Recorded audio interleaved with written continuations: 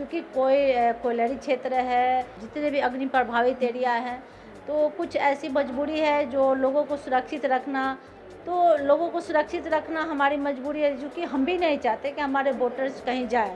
एक ज़रूर है कि हम लोग चाहते हैं कि झरिया के लोगों को झरिया में ही बसाया जाए, क्योंकि कहीं जगह नहीं है। हमारी सरकार देती है कि जब भी विस्थापन हो पूरी व्यवस्था के साथ पूरी स्मार्ट सिटी बसाकर, लेकिन जब भी ये गठबंधन की सरकार आती है, बीच में ही पैसा और कुछ बिचौलिया लोग खा जाते हैं, जिसके कारण लोगों को सीधे तक लाभ नहीं मिलता है और उस तरह से व्यवस्था नहीं मिल पाती है लोगों को जो वहाँ से विस्थापन होकर जो जाते हैं।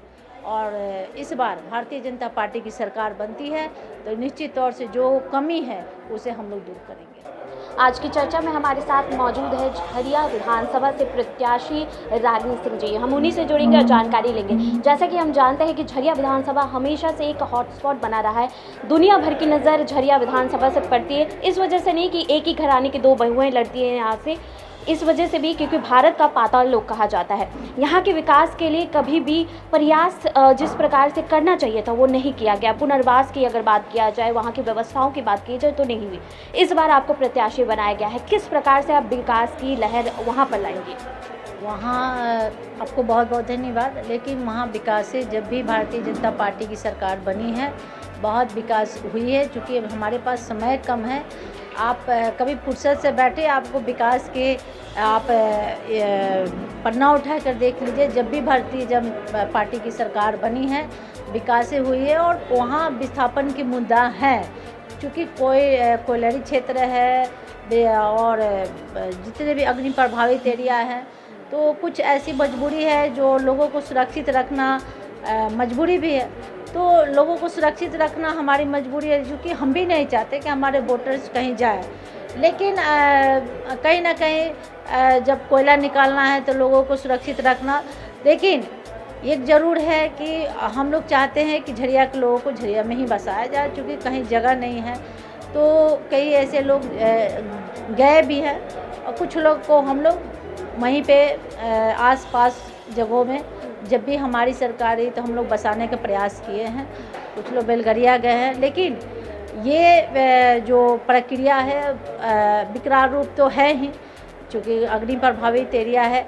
लेकिन बाकी वैसे जो भी हुआ है वहाँ पूरे केंद्र सरकार की ओर से पूरी साधन व्यवस्था के साथ हमारी सरकार देती है कि जब भी विस्थापन हो पूरी व्यवस्था के साथ पूरी स्मार्ट सिटी बसाकर, लेकिन जब भी ये गठबंधन की सरकार आती है बीच में ही पैसा और कुछ बिचौलिया लोग खा जाते हैं, जिसके कारण लोगों को सीधे तक लाभ नहीं मिलता है और उस तरह से व्यवस्था नहीं मिल पाती है लोगों को जो वहाँ से विस्थापन होकर जो जाते हैं।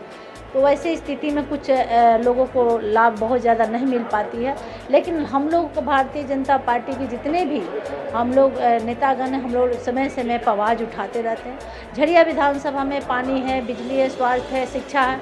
वैसे में हम लोग जब भी हमारी सरकार रही वैसे हिसाब से, जैसे विधायक जी का देन है डिग्री कॉलेज आज तैयार है, तो आज बच्चियां हमारी लाभ उठा रही है। आरएसपी के लिए ज़मीन उपलब्ध माननीय रघुवर जी के सरकार में ही उपलब्ध हो चुकी है विधायक जी के प्रयास से।